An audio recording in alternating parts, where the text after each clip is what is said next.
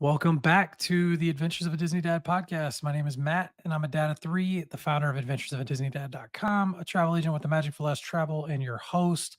I'm joined, as always, by my co host, Chip Robinson, the dad of five. And this week, we are talking all of your listener questions. So, we're going to be catching up on the inbox, answering a ton of your questions.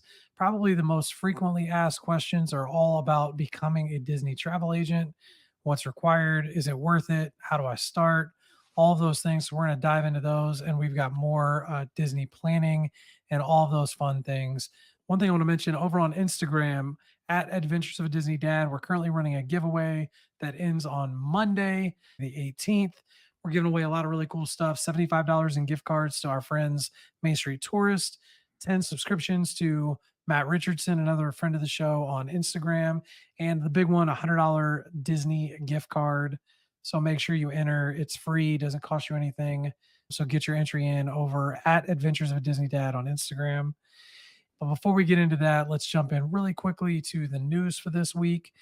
Chip, we've got a new Disney ticket discount. The first Yeah. one is 3 days, three parks for $89 per day. You could be saving anywhere from $30 to $60 per day for these tickets. The key information here is that you can only get into three of the parks, which is Hollywood And Studios, Epcot, and yeah, Animal Kingdom. yeah, I think the big thing there, especially is Magic Kingdom. Like you're not getting into Magic Kingdom with that ticket, which is and you can't go to like Epcot twice. Am I correct on that?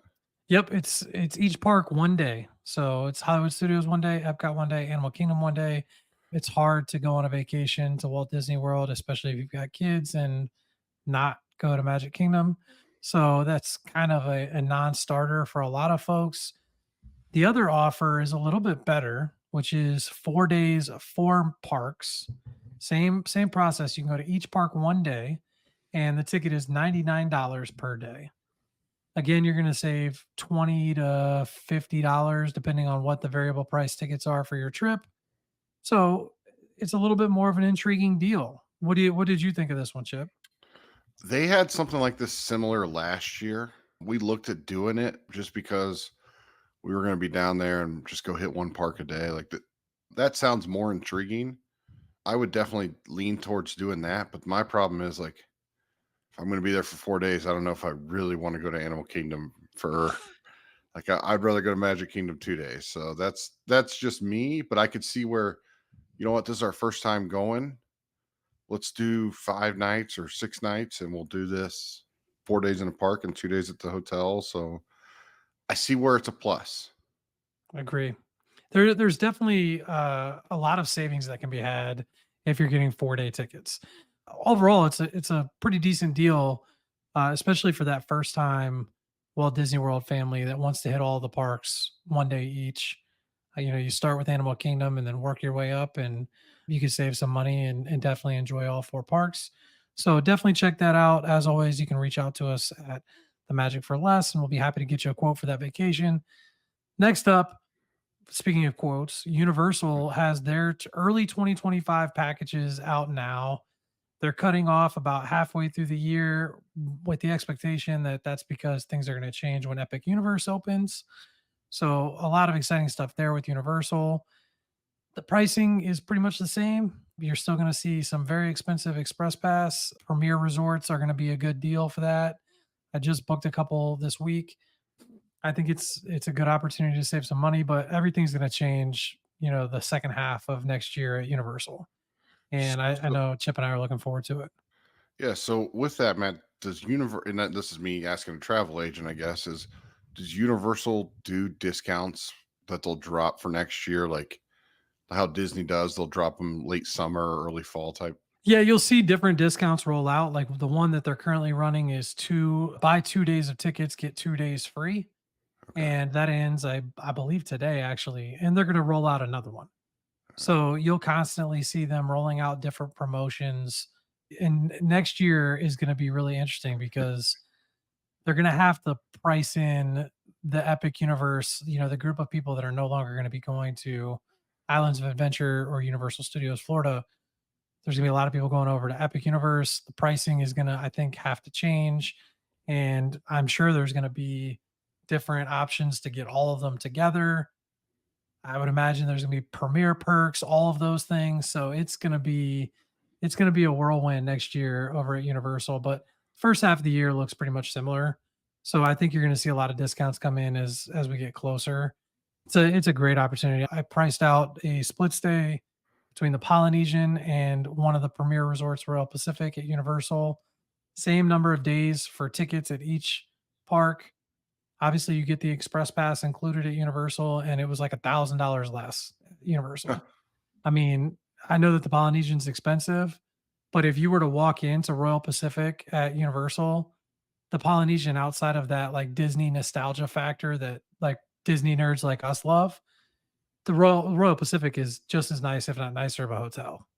Correct. So, Yeah.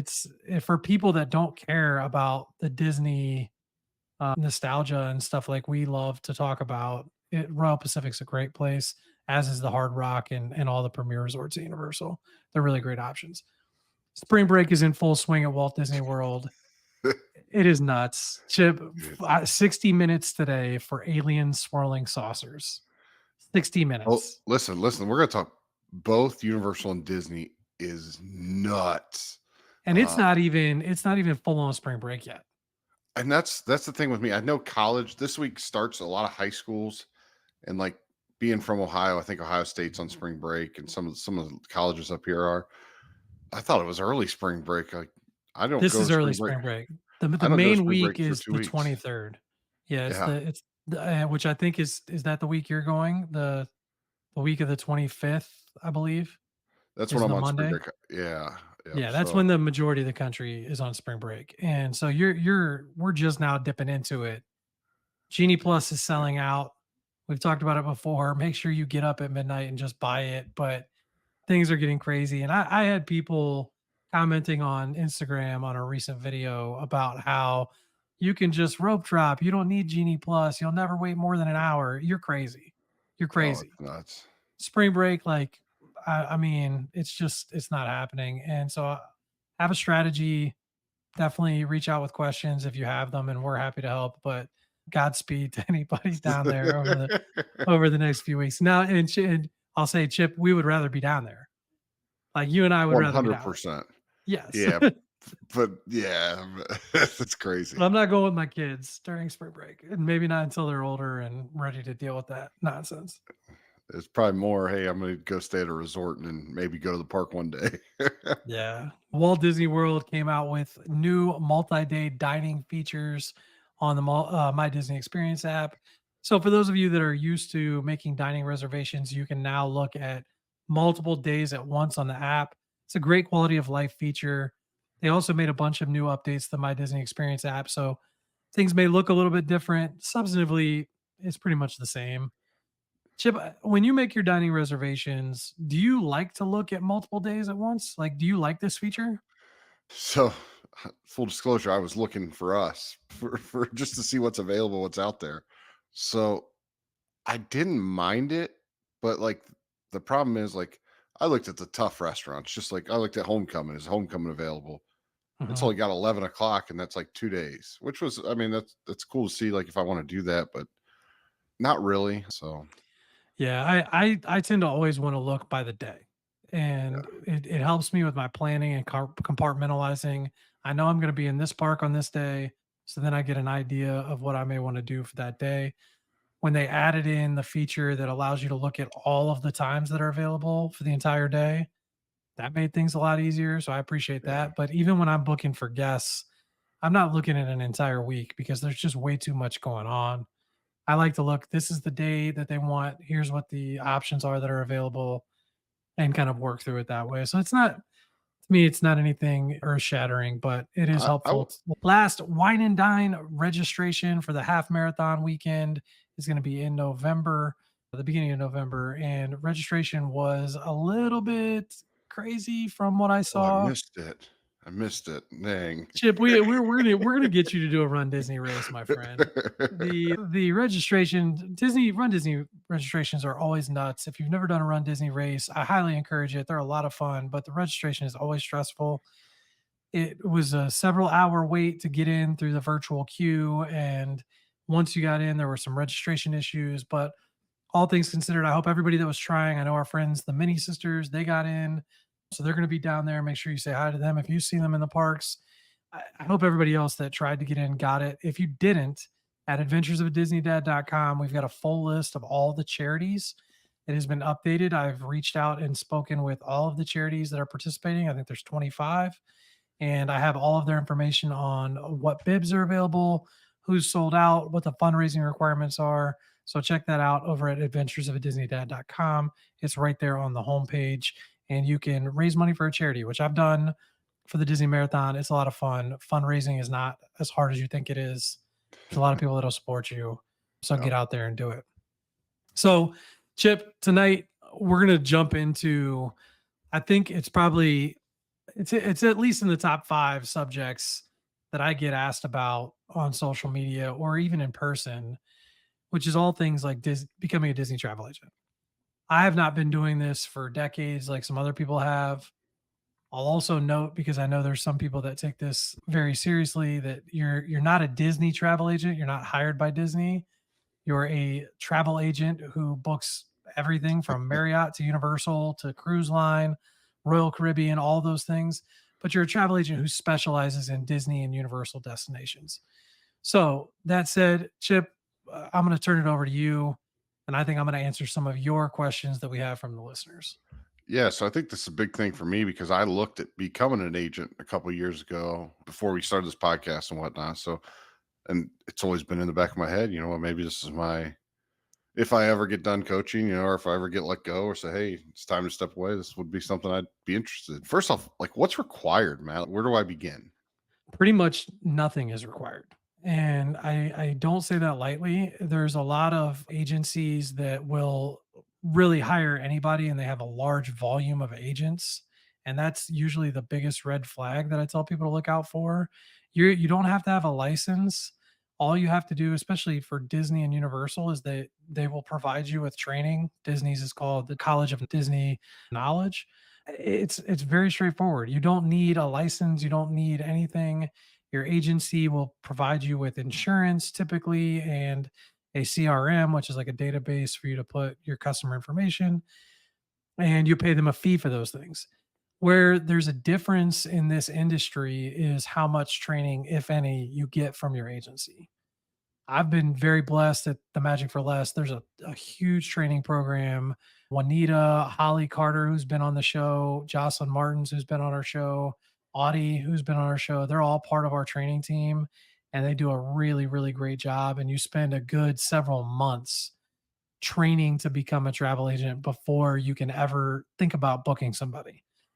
But like I said, there's other agencies, and I'm not going to disparage any of them, but there's other agencies that they will charge you a fee to become an agent. So a fee on top of the insurance and the CRM, the actual fees that are required, but they'll charge you an extra fee. So it's to be an agent with their agency. And they're trying to sign up as many people as they can for that $100 or $200 annual fee. And they don't really care as much about your success in your business. They just want to get you, they just want to get agents signed up over and over and over again. Get as many as they can. And you're not set up to succeed in that kind of an instance. You don't get a whole lot of training. There's not a lot of support for your business and building and starting out. And I think that can be really, really difficult. So the short answer is there's nothing that's really required. And then you have to work with an agency to try and figure out which one's going to be best for you and then meet their individual agency requirements or individual supplier requirements like the College of Disney Knowledge and things like that. That kind of leads me to my next thing about the Magic for Less. How did you end up? I know there's so many different travel agencies. How'd you pick this one? But why'd you pick Magic for Less? So Mike Rallman, who's the host of the Be Our Guest podcast, that you and I both listen to, right? Yep. Inspiration to get started with this podcast. He was my travel agent. So Okay. I knew how great Mike was. I've listened to Pam and Mike talk for years about the Magic for Less. So I had experience as a customer and a user of this agency. I had experience in kind of getting to know them through the podcast. And so I felt like it was the place that if I was going to do this, this is where I wanted to do it. And what happened was I started making content on Instagram about Disney and providing tips and things like that. And agencies started to reach out to me. And I was like, well, maybe this is something I would love to do and it'd be fun. And then I started to research a little bit more and I decided I wanted to try and work with the Magic for Less just because I knew kind of what they stood for, the product that they provided, the training and all those things. I did a lot of research on that front.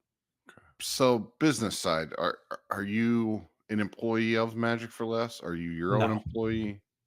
So Okay. you're always going to be a 1099 independent contractor because you're running your own business. And that's where I was talking about like the support becomes so important is that if you don't have training on how to build and start this business, you are going to fail.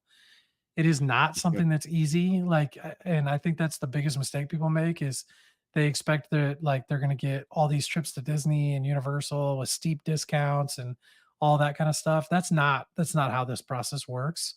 You should not expect to get, like, big discounts to Disney and Universal and take a lot of trips and things like that. You are an entrepreneur building a small business from the ground up by yourself, and your agency will provide you with a lot of support. They provide training and like I said, your actual tech stuff, your email, all that. But when it comes to buying business cards, advertising, getting your name out there, all those things are things that you're doing on your own. And it is very, very, very, very difficult. It is not something that's easy to do. I'll say just from being in this podcast that a lot of the agents we've had on, they've been so supportive of our podcast, of you. So I give that back to the Magic for Less of hiring, putting good people, bringing in good people. So that's a good start too. Time commitment. What's your time commitment? And I know you're gonna say it varies, but give me a typical the I client on I I spend a vacation. lot of I spend a lot of time on my business. But that's because, I do a lot of things like social media and the podcast and things that I like really enjoy doing that I think a lot of agents don't do. So I wouldn't say that I'm like typical, but I would say that, it I hate to say it varies because you knew I was going to say that. But I try to make sure that I'm spending hours on my business every day. And there's some days where you have clients that are at Disney that are asking you questions, or the days that they're doing their dining that you're going to be spending a lot more time because you're getting up at 5 o'clock in the morning to book their dining. So, and that's after the night before being up at midnight to book their bibbity boppity boutique, right? So you can have a lot of those kind of situations where you're up late, you're up early, new promotions come out and you're going through all of your guests to make sure that any discounts that are available get applied to their packages, spending a lot of time on hold with Disney on the phone to make changes or make room requests, all those things. So that's where like having a travel agent I think is probably the most valuable to people that maybe are familiar with Disney that don't understand what benefit a travel agent would provide to them. It's when a new promotion comes out and you have to call Disney to get your package adjusted or knowing how to do those things that I think a travel agent can provide a lot of value because we spend hours on the phone with Disney just sitting on hold that the customer doesn't have to do anymore. So I think that that's huge. Being your own employee, you got to make money, right?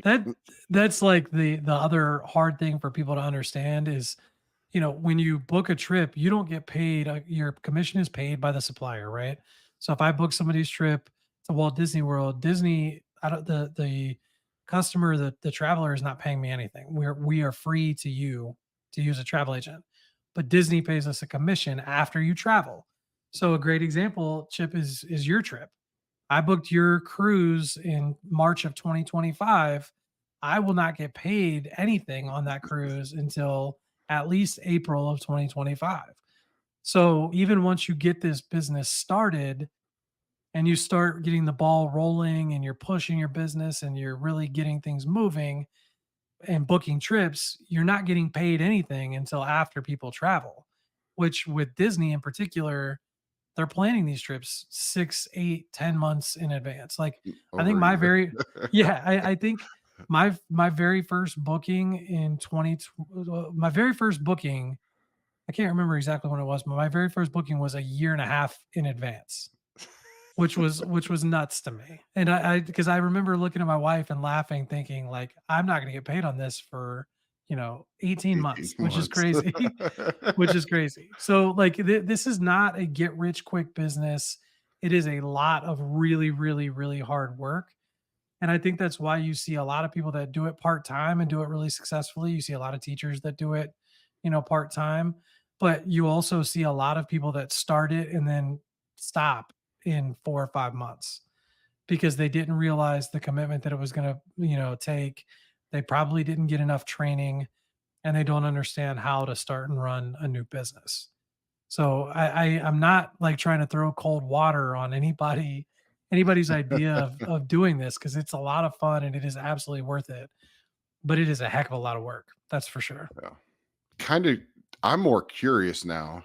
What all can you book? I can virtually book anything. You name it, I can book it.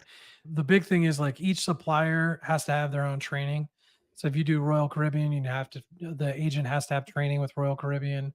If you do Marriott, you have to have training with Marriott, and you kind of have to stay up to date on all those trainings, annually.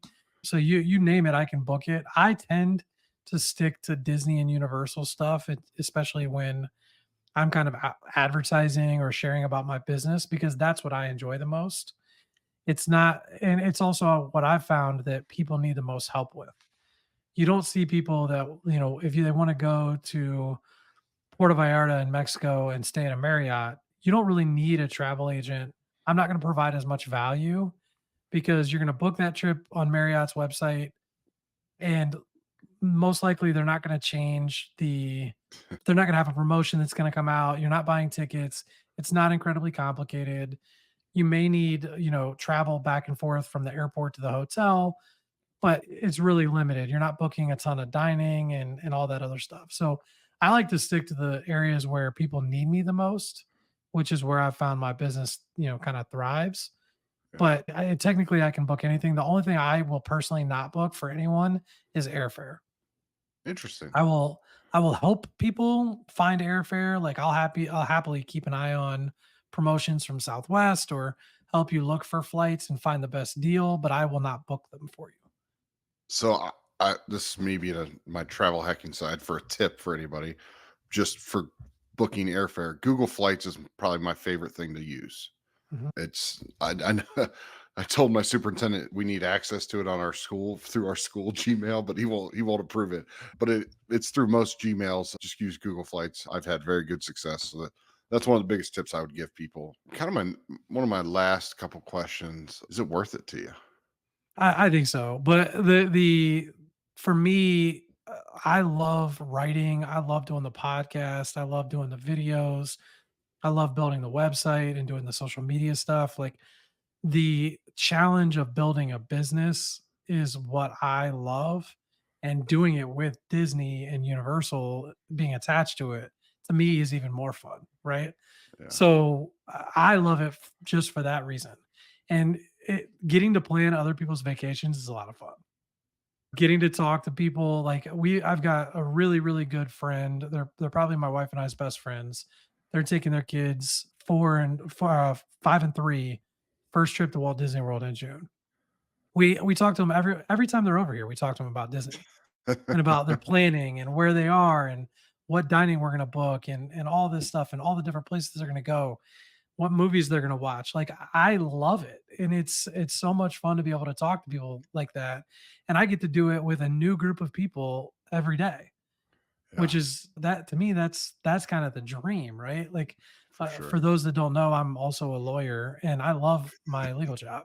Don't get me wrong. I absolutely love my job, but this is a lot of fun and it's Yeah. something that's a lot less stressful and it really brings me a lot of joy. So I absolutely think it's worth it for sure. Kind of going back to travel side, Magical Express is no longer. Do you book private shuttles, private transfers, or do I need to go through a different website? And then along with that, what about cruise line? Like getting from to cruise the cruise place. Yeah, I'll do all that transportation for anybody. Obviously, if you're going to use Uber, there's no need for me, Yeah. but I have private transportation I can recommend. I can book mirrors for you, and I'll handle setting all that up for when you arrive, when you're leaving, all that fun stuff. I'll take care of all of it. Same goes for strollers and stuff like that. So there's none of that stuff that you need to worry about, which makes it very stress free. And then you're just heading on your vacation. Kind of last thing, any general advice for anybody who's looking to get into it? Do a lot of research and make sure that you're getting in with the right agency. Do not sign up to do this job without a full understanding of what you're getting yourself into and how difficult it is. That said, like the commitment itself and your time and your money to find out one way or another and to kind of take that leap, it's not going to break you. You're not paying $10,000 to start your business where you're going to be out 10,000 bucks if it doesn't work. Yeah. You're out a year's worth of the fees to the agency and whatever time you spend training if you get deep into it and you're like this is not for me. So to me, it's make that leap and go for it, but make sure you're finding an agency that's going to do right by you and train you and spend a lot of the time helping you to succeed. Have mentors and people that'll help you because that's another thing. Like it's like any other kind of sales business. It can be very competitive. Like there's a lot of people that don't want to help other people in this industry. I don't feel that at the Magic for Less, and I think anybody that's listened to the other agents that have come on this show, like you can tell, I don't mind having other agents on our show. Yeah, I'm not, I don't mind at all. I don't mind. We've had people on the show that use other agents, right? Yeah. That have had Yeah. relationships with them before they met us and those kinds of things. So I don't care at all. I would encourage anybody to use a travel agent. It does not have to be me, Right. right? But you need those kinds of people that will help you build your business and do whatever it takes and give you information and all that stuff to help you succeed. Because if you've got a bunch of people that are like, this is my secret sauce and I'm not sharing anything with you and all that stuff, it's just it's like any other job. It's like toxic, right? So I hate that kind of stuff. I think the Magic for Less is wonderful in that regard, and there's definitely a lot of great agencies out there to consider. Just be very careful of the ones that look like they're burning and churning a lot of agents. You're going to get yourself in trouble there. I think That's for sure. going with that, I mean, just see who's got a podcast. I think that's a big thing, and see who's promoting themselves. And I think you do a phenomenal job of doing that. Is promoting yourself and promoting your product. And you're my travel agent, so might as well use you, right? It's a lot of fun. It's a lot of fun. But for those of you that are not interested or have never had questions about becoming a Disney travel agent, we've got more listener questions. So Yes. we're gonna pump through this inbox real quick. The first one that we've got here was my dining reservation is early before the park and early entry opens.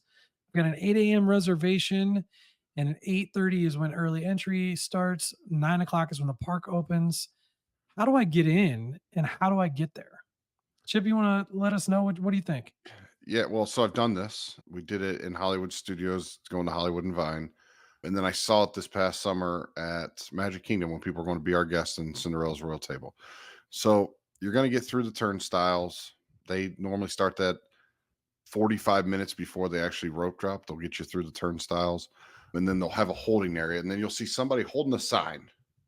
It says, like, the restaurant, wherever you're going this way. And you go up to them, and there's two people. One person's holding a sign, the other one has an iPad. That's where you'll check in. They'll see your reservation. They'll say, all right, this is what the path you're going to go. Make a left here, make a right here. And that's where you get the pictures with nobody in the park, Mhm. because It there'll be one or two photo pass people along the way that you can get a picture, because they understand why you're doing it. It's pretty easy. You'll see signs. yeah. That's my advice, is you'll see it. Yeah, those are great points, Chip. And you can get there for in terms of transportation. The buses will start running and the Skyliner will start running about an hour before early entry at least. So, if early entry is 8:30, the buses will start running like 7:30. You'll want to usually be on one of the first buses. I Um, don't think I didn't tell you this. So when we went to the Magic Kingdom, we were on the first bus and we were held. Like, they paused, they stopped us before you would get off. So, like, you know how if you're coming to the Magic Kingdom, Mm, before you turn around to go to your where they drop you off, they stopped us there. We were the first bus. That was pretty cool. yeah, that's fun. Because we were on a bus at like 6:30 and they didn't let us off until 7. It was one of those Yeah. type of things. Yeah, definitely. You definitely want to be on an earlier bus to make sure that you're getting there for that earlier of a reservation. And if you haven't done these before, either early reservations before the park opens or after the park closes, definitely do them. Great, as Chip pointed out, great photo opportunity. Great way to get in the parks when there's not a lot of people. So that it's a really cool opportunity there. The next one, I had a guess with this issue. If you had to choose between the Polynesian or Animal Kingdom Lodge Savannah View for your first ever Disney vacation, which one are you picking? First ever. With Shoot. kids. With kids. Yeah, you know what? My Kadani or Jumbo. That might be I don't think it really matters, but I'm leaning towards I'm leaning towards Animal Kingdom for the sole purpose of the kids and the environment. It's more of a I think it's a chill resort. You're not going to get that hustle and bustle that you're going to get being by the Magic Kingdom where you're getting all those people in there. It's a quiet resort as long as you're not in the lobby. So that's why I'm leaning probably towards the Savannah view, and you're going to have the animals. And with kids, you're going to be taking breaks. So go back, take that nap. Parents sit on the patio, watch the animals. Dads crack a cold one. That's what I would be doing. Mom drink whatever you want to drink. My wife will probably have margaritas. So do whatever you got to do. But I would probably lean towards that. Was our first trip was with our kids was Savannah View. So I loved it. We loved it. I you can't go wrong with this equation. Yeah. My advice to them was the Polynesian.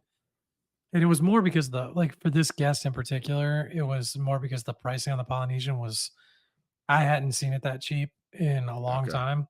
It was cheaper than Saratoga Springs, Wow. which to me like just never happens. Yeah. So I thought it was a good opportunity to get the Polynesian, and the Polynesian is a bucket list resort for most people. So to get a bucket list resort like that at that kind of price, to me, you've got to take it. Animal Kingdom Lodge, Savannah View, you can get really good deals in it throughout the year, especially in September. So to me, there's other opportunities for it. And the last point that I thought was really important is if it's your first trip with kids, you're going to be spending a lot of time at the theme parks. Yeah. So the Savannah View to me is like I said, you can't go wrong. I think Chip made a lot of really great points.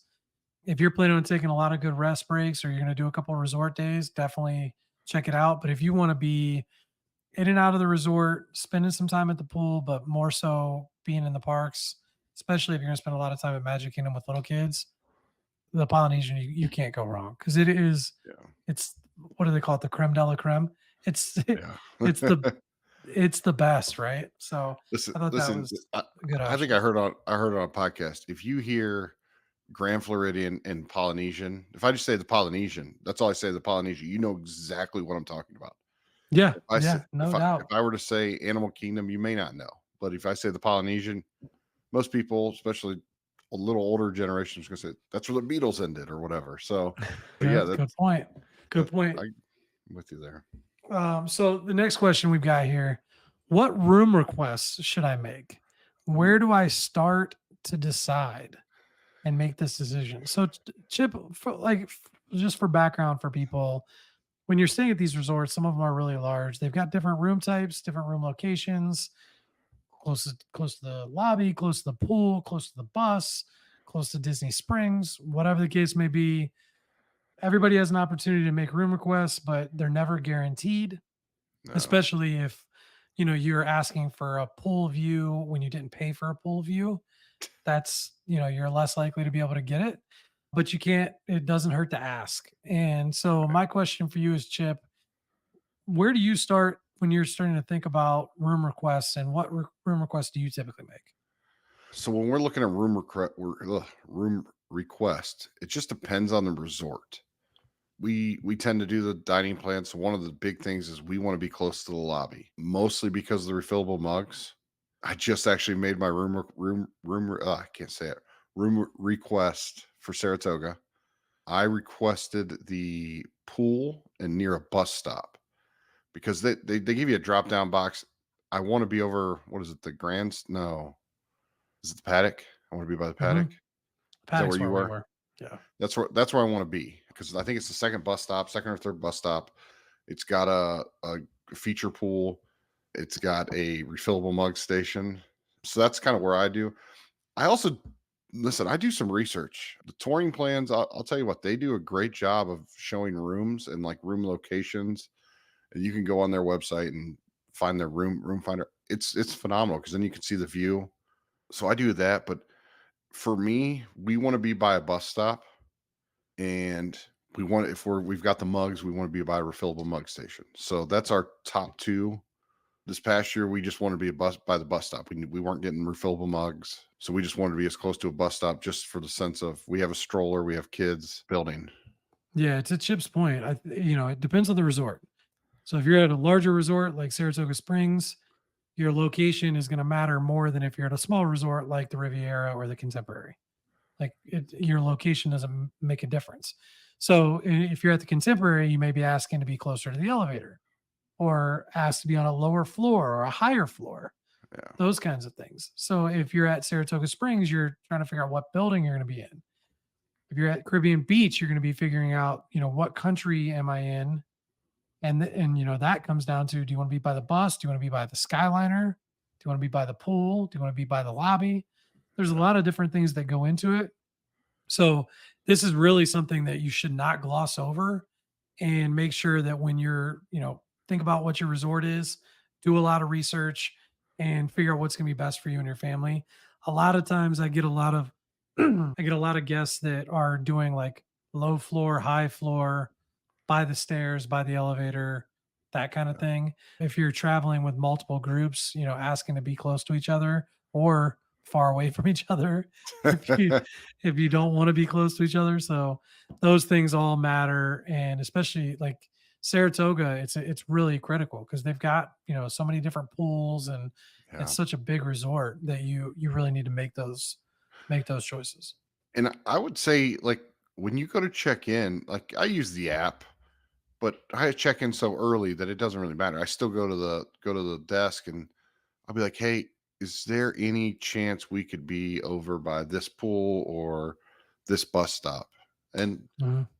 if you're number one, if you're a phenomenal person and you're like to them and treat them like, "Hey, good morning," say hello to them, treat them like a human being, they're probably going to do whatever they can to make that work. They might say, "Hey, listen, that room's been booked or that building's been booked for a month and we can't get anybody in and out, whatever." But just go up and ask. I mean, the worst thing anybody can tell you is no. Yeah, I agree completely. It never hurts to ask, and Disney cast members they're all humans too, right? So Yeah. make sure you're treating them with respect and being as nice as possible. And usually they do a really good job of taking care of you. Next question was, if I'm staying off site, can I buy Genie Plus and make my first selection at 7 a.m.? What about individual lightning lanes? If you're staying off site, you can buy Genie Plus just like normal before 7 a.m. You can also make your first selection at 7 a.m. just like everybody else. What's Oh, different about staying off site is that you cannot purchase individual lightning lanes until the park opens. So if see, the I had park it. opens at 9, you I had can't it buy Rise of backwards. the Yeah. Resistance or anything like that until 9 o'clock. So it's a little bit different, but for the most part, individual lightning lanes aren't selling out. So that's really not a huge issue. You can buy Genie Plus and make your first selection just like everybody else. The next question was another Genie Plus question, and this will be the last one we're going to get to on this episode, and we'll save that. We've got, I think, 3 more in the queue that we'll save for the next episode. Does the price of Genie Plus have anything to do with park crowd expectations? 100%. I would say no, actually. Really? Well, and the reason is that it's capped, right? So if the Yeah. multiple park is capped at $35, like spring break, it's been $35 every day. It doesn't tell you a whole lot about what to expect at an individual park. I don't Yeah, think. yeah. I mean, it's going to be crowded if it's $35 like that. I think generally you can guess that. but it doesn't tell you Magic Kingdom is going to be crowded, or like this day is going to be more crowded than when it was $35 in January or whatever. I don't think you can get like a ton of really good planning out of that. And also it's the you only find out the day of your Yeah. you're there. So like what good does it do you anyway So is the bigger issue. I would lean towards, if it's 35, you're gonna think, okay, it's gonna probably be a busy day. If it's 27, okay, it could be busy. They don't know exactly. And I might luck out that I'm at Hollywood Studios when it's dead, and I still have the multi-park day. So it's one of those that they're anticipating, but they don't know 100% for sure either. They just know how many rooms are booked in their resorts. Let me ask you this. You would not the morning of see pricing and change your plans based on the price, right? No, probably Yeah. not. Probably because I have other things going on. You know Uh, what? You generally know and have a good idea of what you want to do that day, and you're not going to let like Genie Plus being $19 at Hollywood Studios versus $21 change your plans. So yeah. to me, I would not. I mean, take it with a grain of salt and make a note of it or whatever, but I wouldn't use any of that to make your decisions on what you're doing or anything like that.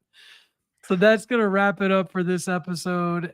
And if you have any comments or questions, don't hesitate to reach out to us on social media, or you can reach out via email. Chip, where can people find you on Instagram? At Robinson Dad Life. And if you're interested in having me assist you in planning your next Universal or Disney vacation, please feel free to reach out. All the links to get a free quote are in the show notes. Our services are free to you, and we'd love to help you plan your dream vacation. If you have a moment and could follow, like, subscribe, review the podcast on whatever platform you prefer, we always greatly appreciate the support.